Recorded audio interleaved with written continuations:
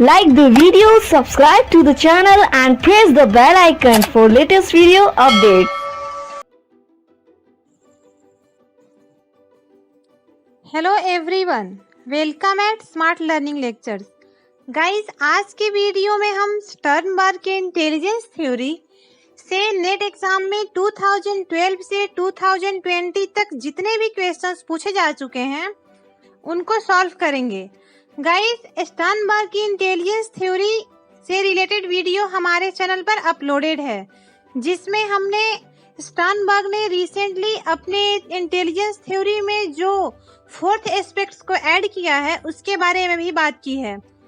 तो आप उस वीडियो को एक बार विजिट कर लें। एंड आइए स्टार्ट करते हैं आज की वीडियो। हमारा फर्स्ट क्वेश्चन है, according to Sternberg's theory which of the following are associated with performance component of the cognitive process? इसके ऑप्शन है perceptual processing, retrieval from long term memory, storage of information in memory, problem solving skills, in formulation of the strategies for problem solving. Perceptual processing के through हम किसी sensory information, किसी संवेदी सूचना को select करते हैं, ऑर्गेनाइज करते हैं और उसे अपने पहले के अनुभव या ज्ञानेंद्रियों से जो नॉलेज प्राप्त हुआ है उसके बेसिस पर व्याख्या करते हैं।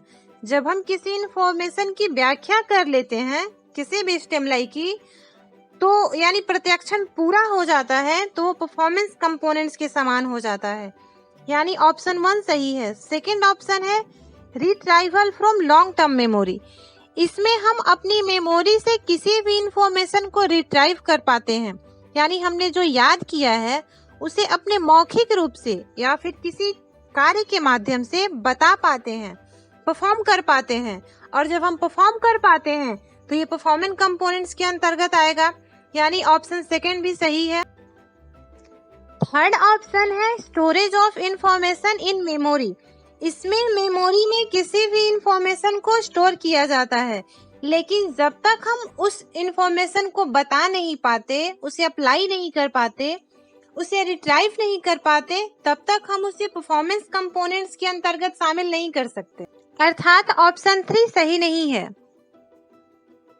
ऑप्शन 4 एंड 5 यानी प्रॉब्लम सॉल्विंग स्किल्स और प्रॉब्लम सॉल्विंग स्ट्रेटजीज को भी परफॉर्मेंस कंपोनेंट्स नहीं कहा जा सकता है, क्योंकि जब तक हम किसी स्किल, मेथड या फिर स्ट्रेटजी को किसी काम में, किसी प्रॉब्लम को सॉल्व करने में अप्लाई नहीं कर पाते, यूज नहीं कर पाते, तब तक हम उसे परफॉर्मेंस कंपोनेंट्स नहीं मान सकते। यानी यहाँ पे ओनली ऑप्शन 1 एंड 2 सही है। हमारा सेकेंड क्वेश्चन है, the concept of creative intelligence was given by. ये क्वेश्चन जनवरी 2014 में आ चुका है। हमारा ऑप्शन है gardener, Gilford, Torrance, Steinberg. Gilford और टोरेंस क्रिएटिविटी के लिए काफी फेमस हैं। गार्डनर भी कुछ हद तक हैं, बट क्रिएटिविटी को एज ए इंटेलिजेंस स्टर्नबर्ग ने ही सबसे फर्स्ट टाइम इंट्रोड्यूस किया था। सो हमारा यहाँ पे आंसर होगा answer D, Sternberg. Third question है, in Sternberg's triarchic theory the type of intelligence that involves the ability to think critically and analytically is called. Option है componential intelligence, contextual intelligence, crystallize intelligence and experiential intelligence. Crystallize intelligence Cattell's के intelligence theory से related है, so ये option यही गलत हो जाता है। एक्सपीरियंशियल इंटेलिजेंस, जिसे क्रिएटिव इंटेलिजेंस भी कहा जाता है, या किसी नए सिचुएशन में या फिर किसी भी प्रॉब्लम को सॉल्व करने के लिए बिल्कुल नए मेथड को यूज करने और उसे ऑटोमेटिक ढंग से सॉल्व करने की एबिलिटी है। कंटेक्चुअल इंटेलिजेंस, जिसे प्रैक्टिकल इंटेलिजेंस, व्यवहारिक बुद्धि भी कहा जाता है, यह जिस टाइप की प्रॉब्लम हो, जिस टाइप की सिचुएशन हो, उसी के अकॉर्डिंग सॉल्यूशन अप्लाई करने की एबिलिटी है। कंपोनेंशियल इंटेलिजेंस, जिसे एनालिटिकल इंटेलिजेंस भी कहा जाता है, इसमें पर्सन किसी भी इंफॉर्मेशन को ऐसे ही एक्सेप्ट नहीं कर लेता है, बल्कि उसे आलोचनात्मक और विश्लेषणात्मक ढंग से सोचता है, तब उसे एक्सेप्ट करता है। इसे कंपोनेंशियल इंटेलिजेंस कहा जाता है।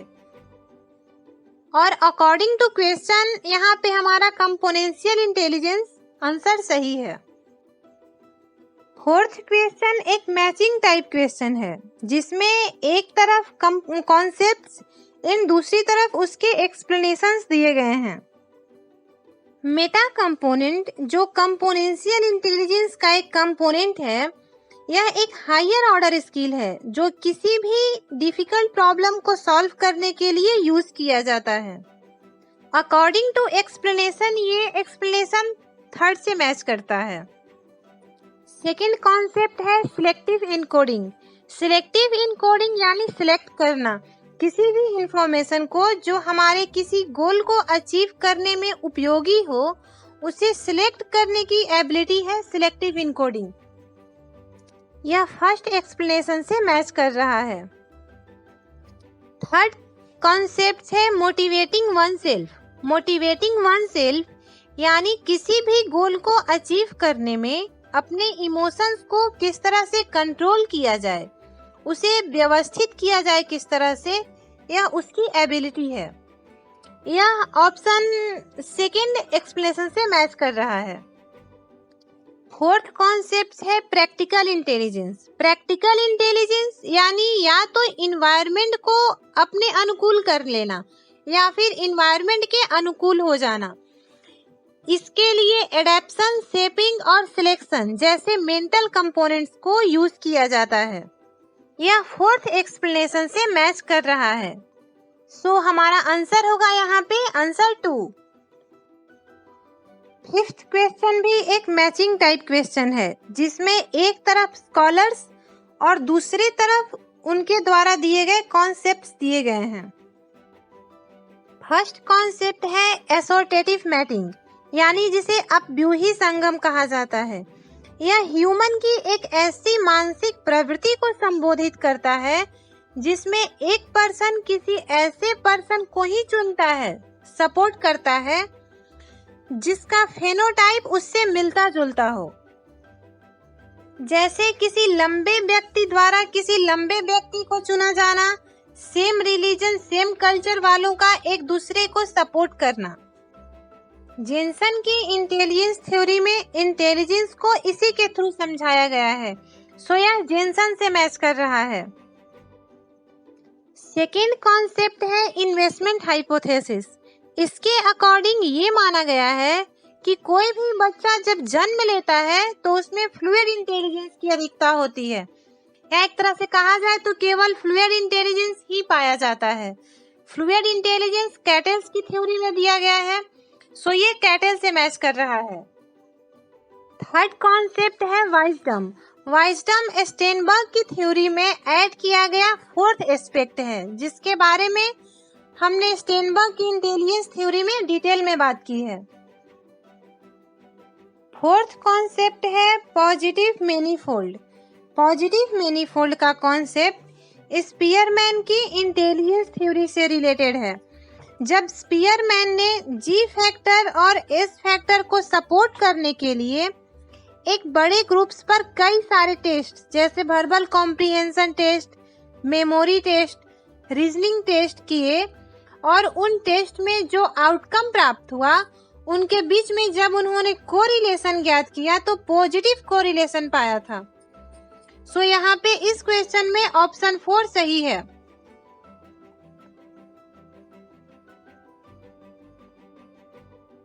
सिक्स्थ क्वेश्चन है which of the following are the basic forms of intelligence in triarchic theory.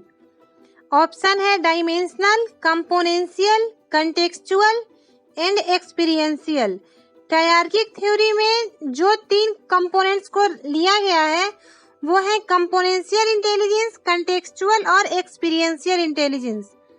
सो हमारा यहाँ पे आंसर होगा option C, B, C and D. 7 question भी एक मैचिंग टाइप क्वेश्चन है, जिसमें एक तरफ कॉन्सेप्ट्स और दूसरे तरफ उसके डिस्क्रिप्शंस दिए गए हैं। फर्स्ट कॉन्सेप्ट है successful intelligence. Successful intelligence life में अपने गोल को अचीव करने के लिए अपनी स्ट्रेंथ को पहचानने, उसका लाभ उठाने, अपनी वीकनेसेस को दूर करने, उनसे सीखने के साथ ही अपने इन्वायरमेंट को अपने अनुकूल कर लेने की एबिलिटी है। यह कॉन्सेप्ट सेकेंड डिस्क्रिप्शन से मैच कर रहा है।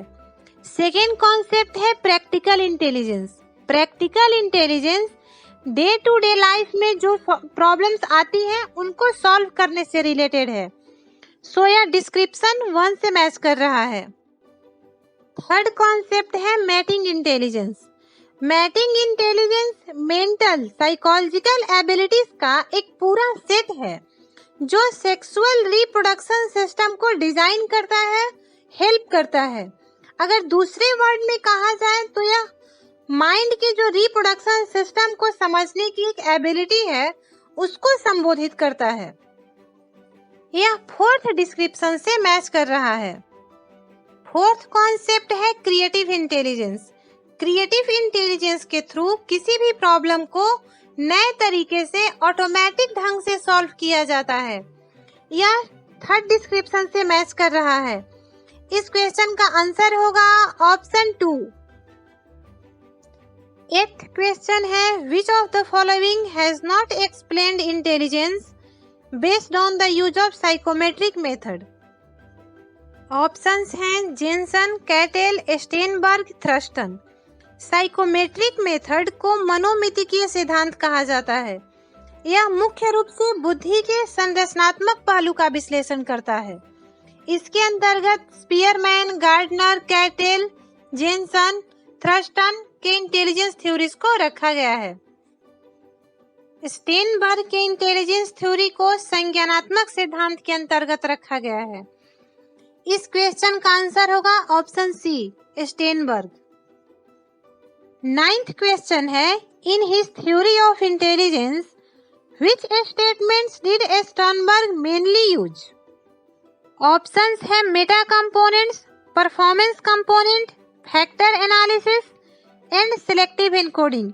जैसा कि स्टर्नबर्ग के थ्योरी में हमने पढ़ा कि मेटा कंपोनेंट्स, परफॉर्मेंस कंपोनेंट्स और सिलेक्टिव एनकोडिंग को ही उन्होंने अपनी थ्योरी में यूज किया है।